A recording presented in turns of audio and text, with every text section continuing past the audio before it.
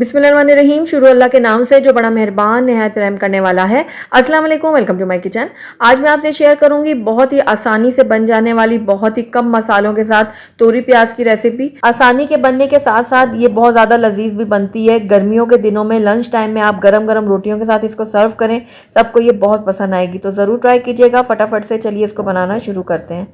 तो तोरी प्याज बनाने के लिए मैंने यहाँ पर तोरियाँ ले ली हैं तकरीबन आधा किलो, और इनको मैंने अच्छे से धो लिया था। उसके बाद इसका मैंने छिलका उतार लिया है। आप चाहें तो छुरी की मदद से उतारें या फिर पीलर की मदद से, लेकिन बिल्कुल बारीक आपने इसका छिलका उतारना है, मोटा मोटा नहीं उतारना। तो ये देखिए, इस तरह से मैं पीलर की मदद से इसको छील लूँगी अच्छी तरह से। उसके बाद इसके ऊपर और नीचे से भी कट करूँगी। तो ये लीजिए, सारी जो तोरियाँ हैं ना, इनको मैंने अच्छे से छील ली है। अब इसको हमने कट करना है।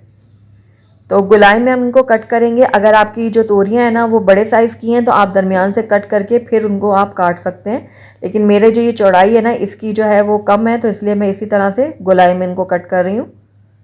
ना इसको हमने बहुत ज़्यादा पतला काटना है, ना बहुत ज़्यादा मोटा, दरमियाना सा इसको हम कट करेंगे जिस तरह से मैं काट रही हूँ।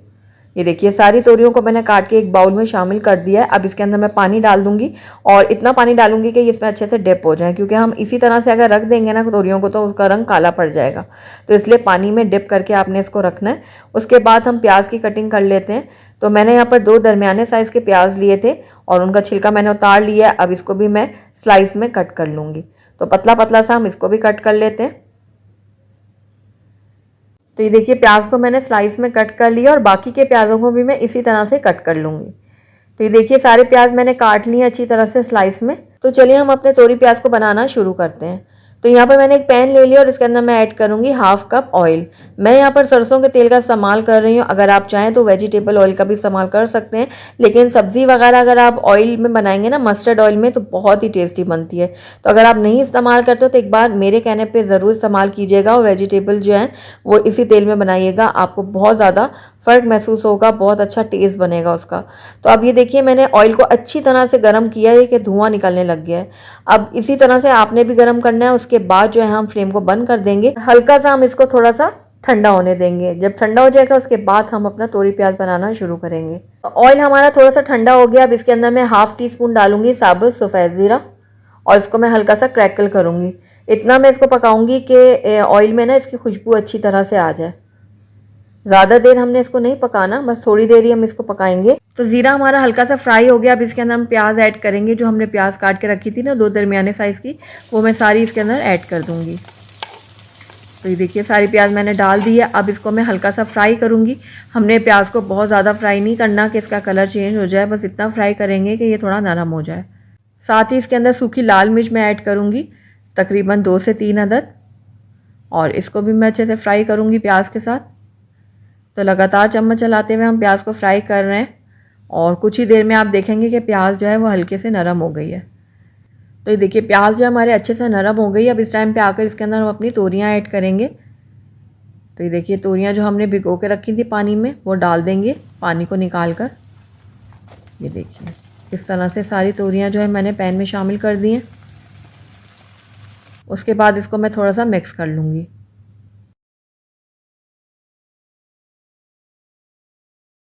तोरियों को थोड़ा सा मिक्स करने के बाद इसके अंदर हम बाकी की चीज़ें ऐड करते हैं। तो सबसे पहले इसके अंदर मैं बारीक कटी हुई हरी मिर्चें ऐड करूँगी। मैं यहाँ पर लाल मिर्चों का इस्तेमाल बहुत माइनर सा करूँगी, इसलिए मैंने हरी मिर्चों का इस्तेमाल यहाँ पर ज़्यादा किया है। और आप भी तोरियों में हरी मिर्चें अगर डालेंगे ना सही क्वान्टिटी में, तो आपकी तोरियाँ बहुत मज़ेदार बनेंगी। उसके बाद इसमें हस्बे ज़रूरत मैंने नमक ऐड किया, और साथ ही यहाँ पर मैं ऐड कर रही हूँ आधी छोटी चम्मच से थोड़ा सा ज़्यादा हल्दी पाउडर। और लाल मिर्च पाउडर आपने देखा है मैंने आधी छोटी चम्मच से भी थोड़ा कम डाला है, क्योंकि मैंने हरी मिर्चों का यहाँ पर ज़्यादा इस्तेमाल किया है। तो अब बस मसालों को मैं तोरियों के साथ अच्छे से मिक्स कर लेती हूँ। तो मिक्स हो गए सारे मसाले तोरियों के साथ। अब इसको मैं कवर करूँगी, और 5 से 6 मिनट के लिए मैं इसको कवर करके लो फ्लेम में पकाऊंगी। इसके बाद मैं आपको दिखाऊंगी कि तोरियों ने अपना पानी कितना छोड़ा है। तो तकरीबन 5 से 6 मिनट हो गए हैं तोरियों को पकते हुए। तो आइए अब इसको चेक कर लेते हैं। तो ये देखिए, तोरियों ने अपना पानी छोड़ दिया, और आपको नज़र आ रहा होगा ऊपर से, ये देखिए काफ़ी ज़्यादा क्वांटिटी में तोरियों ने अपना पानी छोड़ा है। ये देखिए, इसमें हमने बिल्कुल भी पानी ऐड नहीं किया था, लेकिन तोरियों ने अपना काफ़ी पानी छोड़ा है, और इसी पानी में तोरियां जो है वो अच्छे से गलेंगी। تو بس تھوڑا سا مکس کرنے کے بعد اس کو میں دوبارہ سے کور کروں گی اور اس کو پکنے کے لیے چھوڑ دوں گی. تب تک پکاؤں گی جب تک توریاں ہماری اچھے سے سافٹ نہیں ہو جاتی اور پانی اس کا تھوڑا سا ڈرائی نہیں ہو جاتا. تو کور کر کے 5 منٹ کے لیے اس کو میں دوبارہ سے پکنے کے لیے چھوڑ دیتی ہوں. تو تقریباً 5 سے 6 منٹ ہو گئے توریوں کو پکتے ہیں اور یہ دیکھیے پانی جو ہے وہ اب ڈرائی ہونا شروع ہو گیا اور توریاں بھی ہماری بہت اچھے سے گل گئی ہیں. اب اگر آپ کو توریاں جو ہے اسی طرح سے کھڑی کھڑی پسند ہے جیسے اس کی شیپ آپ کو نظر آ رہی ہے تو آپ اسی طرح اس کو رکھ سکتے ہیں. لیکن میرے گھر میں توریاں اچھے سے میش کی ہوئی زیادہ پسند کی جاتی ہیں تو اس لیے میں اس کو اس طرح سے توڑتے توڑتے مکس بھی کرتی جاؤں گی اور بھونتی جاؤں گی. یہ دیکھیے اس طرح سے. اس ٹائم پہ آ کے اس کے اندر ہم ٹماٹر ایڈ کریں گے. تو 2 درمیانے سائز کے ٹماٹر میں نے باریک کاٹ لیے ہیں, یہ میں اس میں ایڈ کر دوں گی اور ٹماٹروں کو بھی میں اچھی طرح سے مکس کر لوں گی. ٹماٹروں کو مکس کرنے کے بعد اس کو میں دوبارہ سے کور کروں گی اور میڈیم لو فلیم میں اس کو پکنے کے لیے چھوڑ دوں گی تاکہ ہماری جو ٹماٹر ہیں وہ اچھے سے سافٹ ہو جائیں اور توریوں کے ساتھ اچھے سے مکس بھی ہو جائیں. تو اب اس کو میں دوبارہ سے کور کرتی ہوں, 3 سے 4 منٹ کے لیے لو فلیم میں پکنے کے لیے چھوڑ دیتی ہوں. تو تقریباً 3 سے 4 منٹ ہو گئے ہیں ٹماٹروں کو توریوں کے ساتھ پکتے ہوئے اور یہ دیکھیے ٹماٹر ہمارے بہت اچھے سے سافٹ ہو گئے ہیں اور آئل بھی سیپریٹ ہو گیا. یہ دیکھیے پانی بھی ڈرائی ہو گیا ہے. تو بس اس ٹائم پہ آ کر ہم تھوڑا سا اس کی بھنائی کر لیں گے تاکہ ٹماٹر جو ہے مزید توریوں کے ساتھ اچھے سے مکس ہو جائیں اور توریاں بھی ہمارے اچھے سے میشی سی ہو جائیں. تو تقریباً 1 سے 1.5 منٹ کے لیے میں توریوں کو مزید بھون لوں گی تاکہ اس میں تھوڑا بہت بھی موئسچر ہے نا وہ ختم ہو جائے اور ٹماٹر بھی ہمارے اچھے طرح سے مکس ہو جائیں, سافٹ ہو جائیں. تو 1 منٹ کے لیے میں نے توریوں کو اچھے سے بھون لیا. اب توری پیاز ہمارا بالکل ریڈی ہے. اس ٹائم پہ آ کر آپ چاہیں تو ہرا دھنیا اور باریک کٹی ہوئی ہری مرچیں ایڈ کر سکتے ہیں لیکن میں ایڈ نہیں کر رہی کیونکہ میں نے پہلے کافی کوانٹٹی میں ہری مرچیں اس میں ڈالی ہیں تو اس لیے ابھی میں ایڈ نہیں کروں گی. تو ہمارے توری پیاز بالکل ریڈی ہے. آئیس کو ہم ڈش آؤٹ کر لیتے ہیں. الحمدللہ ہمارا بہت ہی ٹیسٹی بہت ہی مزیدار سا توری پیاز بن کے تیار ہے. آپ نے دیکھا کتنے کم مسالے اس کے اندر میں نے ایڈ کیے لیکن کھانے میں یہ ایک دم لذیذ ہے. آپ اس کو گرمیوں کے موسم میں لنچ ٹائم میں گرم گرم روٹیوں کے ساتھ سرو کریں. مزیدار ہونے کے ساتھ ساتھ بہت زیادہ ہیلدی بھی ہے. تو ضرور آپ رحیم اللہ کے نام سے شروع جو بڑا مہربان نہایت رحم کرنے والا ہے. السلام علیکم, ویلکم ٹو مائی کچن. آج میں آپ سے شیئر کروں گی بہت ہی چٹپٹی بہت ہی مسالے دار سے ٹنڈے کی سبزی. ٹنڈے کھانا کافی لوگوں کو پسند نہیں ہوتا لیکن آج جو میں ریسیپی دے رہی ہوں نا آپ کو ٹنڈے کی سبزی کی, یہ بہت ہی امیزنگ ہے. آپ ایک دفعہ اس کو ٹرائی کریں گے نا تو آپ کے گھر میں جو بھی نہیں کھاتا ٹنڈے وہ بھی کھانے لگ جائے گا. بہت ہی مسالے دار اور بہت ہی ٹیسٹی یہ بنتی ہے. تو چلیے فٹافٹ سے اس کو بنانا شروع کرتے ہیں. تو ٹنڈے کی سبزی بنانے کے لیے سب سے پہلے میں نے یہاں پر 1 پاؤ لے لیے ٹنڈے. اچھا, جب بھی آپ نے ٹنڈے لینے ہیں آپ نے ایک بات کا خیال کرنا ہے کہ ٹنڈے جو ہیں وہ اندر سے سخت نہیں ہونے چاہیے یعنی بیج والے نہیں ہونے چاہیے. جو اندر موٹے موٹے بیج ہوتے ہیں نا ویسے ٹنڈے نہیں ہونے چاہیے. ٹنڈے اندر سے بالکل سافٹ ہونے چاہیے اور بالکل چھوٹے والے اس کے اندر بیج ہونے چاہیے تبھی ٹنڈے مزیدار بنیں گے. تو ٹنڈوں کو اب میں چھیل رہی ہوں. آپ چاہیں تو چھری کی مدد سے بھی چھیل سکتے ہیں لیکن پیلر سے یہ ہوگا کہ یہ بالکل باریک چھلکا اترے گا. ادروائز آپ اگر چھری کا استعمال کر رہے ہیں تو پھر اس کو آپ دھیان سے کریے گا کہ بہت زیادہ موٹے چھلکے نہ اتریں, بس ہلکا ہلکا اس کو رگڑ کے پھر آپ اتاریے گا. تو یہ دیکھیے اس طرح سے میں باقی کے بھی سارے ٹنڈوں کو چھیل لیتی ہوں. تو سارے ٹنڈے جو ہے میں نے چھیل لیے اچھی طرح سے. اب ان کی کٹنگ کی باری آئی ہے. تو کٹنگ ہم اس طرح سے کریں گے کہ ایک ٹنڈے کے میں 4 پیسز کر رہی ہوں. اگر آپ اور بھی چھوٹے کرنا چاہتے ہیں تو آپ چھوٹے اور بھی کر سکتے ہیں. تو سارے ٹنڈوں کو میں نے کٹ کر لیا. اب اس کی ہم میرینیشن کریں گے. اس کے لیے میں نے یہاں پر 1/4 ٹی اسپون لیا نمک. اس کے بعد 1/2 ٹی اسپون اس کے اندر میں ڈالوں گی کالی مرچوں کا پاؤڈر. دونوں چیزوں کو میں نے پھیلاتے ہوئے اس کے اوپر ڈالا ہے اور اب مکس کروں گی تاکہ نمک اور کالی مرچ جو ہے نا وہ ٹنڈوں کے اوپر اچھی طرح سے کوٹ ہو جائیں. یہ دیکھیے کالی مرچ اور نمک کو میں نے ٹنڈوں کے اوپر لگا دی. ان کو ایک طرف رکھ دیتے ہیں. یہاں پر ہم اس کا ایک مسالہ تیار کریں گے زبردست سا. تو اس کے لیے میں نے یہاں پر 2 بڑے سائز کے ٹماٹر لے لیے ہیں. اس کے ساتھ ہی یہاں پر میں نے 3 بڑے سائز کے لہسن کی کلیاں لے لی ہیں. آپ کے پاس اگر چھوٹے سائز کی ہیں تو آپ 4 سے 5 بھی ایڈ کر سکتے ہیں. 1/2 انچ کا ادرک کا ٹکڑا لیا ہے. 4-5 میں نے ہری مرچیں لے لی ہیں. آپ اپنے ٹیسٹ کے اکارڈنگ لے سکتے ہیں. ان ساری چیزوں کو میں بلینڈ کر لوں گی.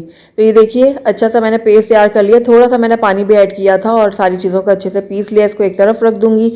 دوسری طرف میں نے ایک دوسرا باؤل لے لیا اور اس کے اندر اب ہم ایک مسالہ تیار کریں گے. تو 1 چائے کا چمچ میں نے لیا یہاں پر کشمیری لال مرچوں کا پاؤڈر. 1 چائے کا چمچ لیا میں نے ریگولر لال مرچوں کا پاؤڈر. 1 چائے کا چمچ میں نے سوکھا دھنیا لیا ہے اور 1 ہی چائے کا چمچ میں نے نمک لیا. آپ اپنے ٹیسٹ کے اکارڈنگ لے سکتے ہیں. اور 1 چائے کا چمچ میں نے لیا زیرہ پاؤڈر. 1/2 ٹی اسپون اس کے اندر جائے گا ہلدی پاؤڈر. اب اس کے اندر میں تھوڑا سا پانی ڈالوں گی اور ساری چیزوں کو میں اچھی طرح سے مکس کر لوں گی. تو یہ دیکھیے ایک اچھا سا ہم نے مکسچر تیار کر لیا مسالوں کا. تو بس اس کو اب میں ایک طرف رکھتی ہوں اور اب ہم اپنے ٹنڈوں کو بنانا شروع کرتے ہیں. تو دوسری طرف میں نے یہاں پر لے لیا ایک پین اور اس کے اندر میں ایڈ کروں گی ½ کپ آئل. آپ چاہیں تو مسٹرڈ آئل یعنی کہ سرسوں کا آئل بھی اس میں استعمال کر سکتے ہیں, اس سے بہت ہی مزیدار یہ سبزی بنے گی. آئل جیسے تھوڑا گرم ہوگا اس کے اندر میں ایڈ کروں گی مسٹرڈ سیڈ یعنی کہ جو رائی دانہ ہوتا ہے نا, وہ میں نے 1/4 ٹی اسپون ایڈ کیا ہے. ½ ٹی اسپون میں نے ثابت سفید زیرہ ایڈ کیا ہے. اب دونوں چیزوں کو میں ہلکا سا پکا لوں گی تاکہ ان کی خوشبو جو ہے نا وہ آ جائے آئل کے اندر اور یہ تھوڑا سا چٹک بھی جائیں. تو رائی دانہ اور یہاں پر جو ہم نے ثابت زیرہ لیا ہے نا, وہ دونوں چیزیں اچھے سے چٹک گئی ہیں آئل کے اندر. اب اس کے اندر ہم ایڈ کریں گے بیسن.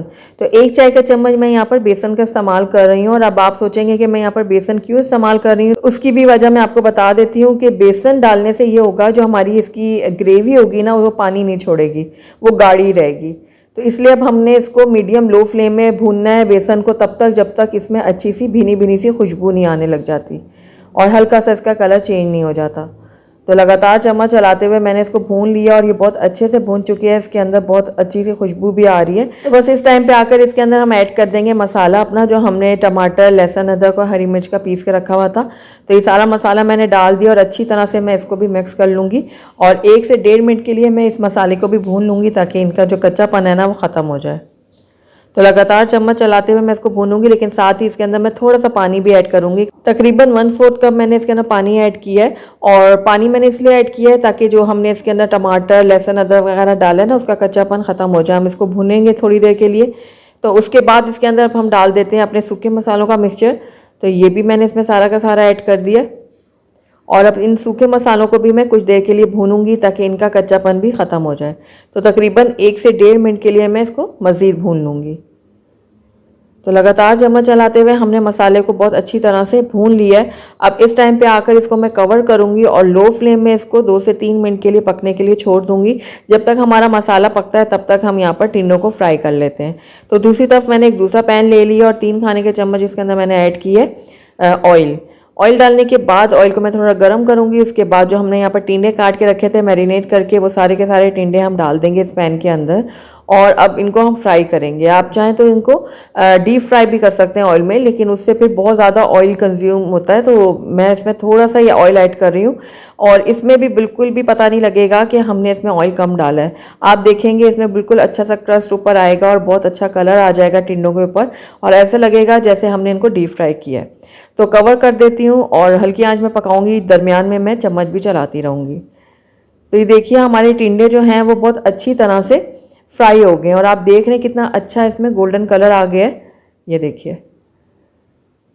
اور یہ گل بھی بہت اچھی طرح سے گئے ہیں. تقریباً 80% تک یہ ٹنڈے جو ہیں وہ گل چکے ہیں. باقی کا ہم ان کو گریوی میں ڈال کے گلا لیں گے. یہ دیکھیے بہت اچھے سے گل گئے ہیں ٹنڈے ہمارے. تو بس اب فلیم کو میں بند کر دیتی ہوں, اس کو کور کروں گی اور کچھ دیر کے لیے میں اس کو ایسے ہی رکھوں گی اسٹیم میں تاکہ مزید یہ پک جائیں گے. تھوڑی بہت کسر رہ بھی گئی نا وہ بھی پوری ہو جائے. تو دوسری طرف ہم یہاں پر مسالے کی طرف اپنی چلتے ہیں. تو یہ دیکھیے مسالہ جو ہے ہمارے اچھی طرح سے پک گیا اور اس کا آئل بھی سیپریٹ ہو گیا. تو بس اس مسالے کو میں 1 منٹ کے لیے مزید بھون لوں گی تاکہ اس مسالے کا ٹیسٹ جو ہے نا وہ اور بھی نکل آئے. تو لگاتار چمچ چلاتے ہوئے میں نے مسالے کو بھون لیا آلموسٹ 1 منٹ کے لیے. اب اس کے اندر ہم ہرا دھنیا کاٹ کے ایڈ کر لیتے ہیں. اس سے بڑی اچھی خوشبو آئے گی ہمارے ٹنڈے کی سبزی میں.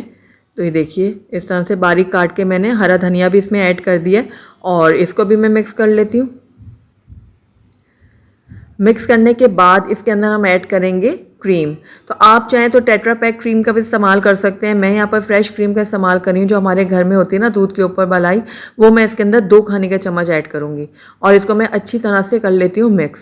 اس سے بہت ہی اچھا کریمی سا ٹیکسچر آئے گا ہمارے ٹنڈے کی سبزی میں اور بہت ہی مزیدار بنے گی ٹنڈے کی سبزی. تو بس اس کو بھی میں نے مکس کر لیا اچھی طرح سے.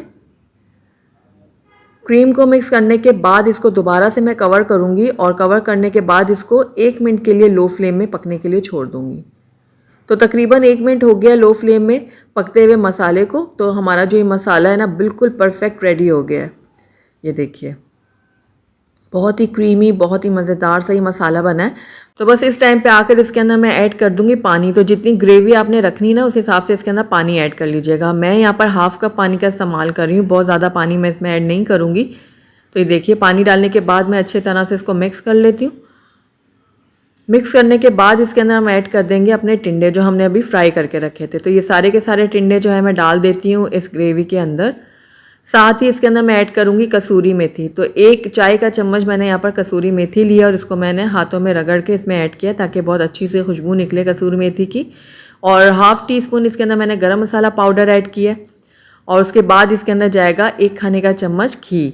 आप चाहें तो बनास्पति घी ले लें या फिर देसी घी ले लें, ये टोटली आपकी चॉइस है। अब सारी चीज़ों को मैं अच्छी तरह से मिक्स कर लूँगी। घी आप ज़रूर ऐड कीजिएगा ऊपर से, इससे बहुत ही अच्छा फ्लेवर आएगा टिंडे की सब्ज़ी में। तो ये देखिए अच्छी तरह से मिक्स कर लिया मैंने सारी चीज़ों को। अब इसको मैं दोबारा से कवर करूँगी और 2 से 3 मिनट के लिए इसको बिल्कुल लो फ्लेम में पकने के लिए छोड़ दूँगी। तो 3 मिनट हो गए हैं टिंडे की सब्ज़ी को लो फ्लेम में पकते हुए। बहुत ही ज़बरदस्त सी खुशबू आ रही है इसके अंदर से।